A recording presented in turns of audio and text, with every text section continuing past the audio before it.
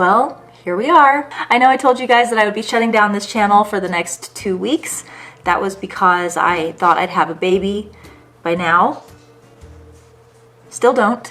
So I thought that maybe today I would just take a little time to update you guys on what's going on, which really is nothing much. But I guess just to let you know kind of what we've been up to and how we're kind of dealing with the fact that we're super overdue for this home birth. Now, I mean, I guess I will say I'm not super overdue. I'm 3 days past my due date as of today, and it really just makes you feel a little bit like a ticking time bomb. And I think that this is probably true for any woman, just because, you know, the dread of labor, the the fear of how your life is going to change when this new baby arrives.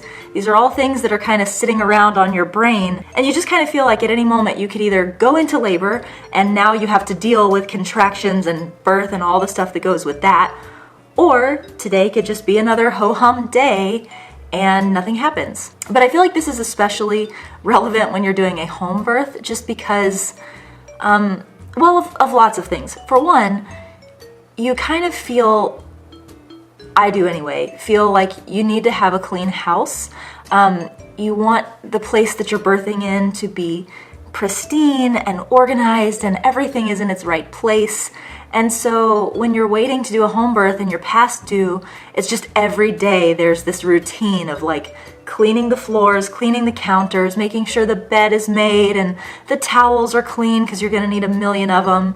As you reach a point where you're like, I don't normally keep my house this clean and I'm getting a little tired of it. So even today, it's a Saturday today, and my husband came to me this morning. He's like, all right, so I have some plans to do some organization around the house. I'm gonna be working on that stuff today, so just let me know, if you need me for anything. As the morning went on, I felt myself getting more and more like nervous, because I don't know if your spouse or partner is like this, but my spouse is the kind of person who, when he says, I'm going to organize, what he actually means is I'm going to create a really huge mess, which I may or may not bring to completion before I have to go back to work on Monday.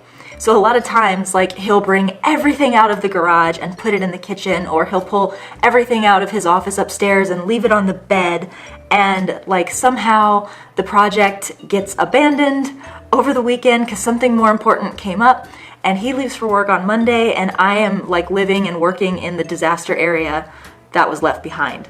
And I cope with this usually like just on a day-to-day basis, but knowing that this home birth is happening at any moment, hopefully, like I could not deal with the thought of there being a huge disorganized mess in any part of this house. So, I like very lovingly approached him this morning and I was like, honey, I love you, but I have to ask, does any of the organization that you plan on doing today involve making a big mess? And like, you could hear crickets.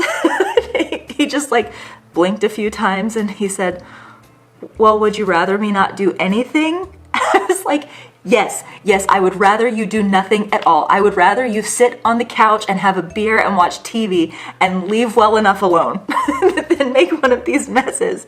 So that's kind of the deal for the weekend, is like, we're gonna take this weekend off. We're gonna just try to maintain keeping just the regular mess at bay, and we're not going to do anything to create any new messes, because I cannot birth in filth and clutter. Like, it's just not going to happen for me. The other thing that's on my mind is I had kind of timed everything related to the business around this due date that we have now passed. And so now there's certain events coming up that I really would have liked to be a little bit further postpartum than I will be now. As an example, like on Tuesday, this just a few days from now, is the Sushi Cars release from Jujube, so we're gonna have a big shipping and processing day the next day. And we do have help. We have people who work for us now who will be here helping out, and I'll be largely overseeing. But now the fear is like, am I still gonna be pregnant on Tuesday? Am I gonna go into labor when we're trying to get all this done? I don't know. I just feel like a million things are up in the air right now. It's like, ugh. As somebody who loves deadlines and kind of structure and a plan and knowing exactly how things are going to fall into place, this whole lack of knowing just has me insane.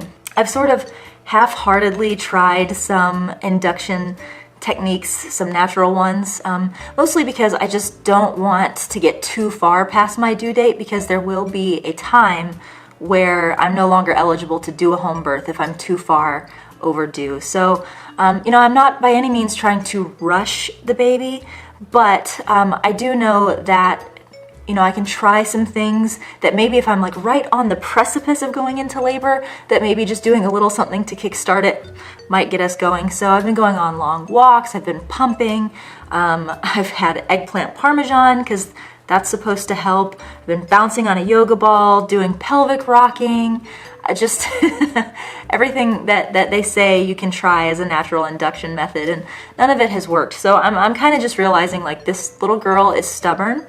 She will not be moved.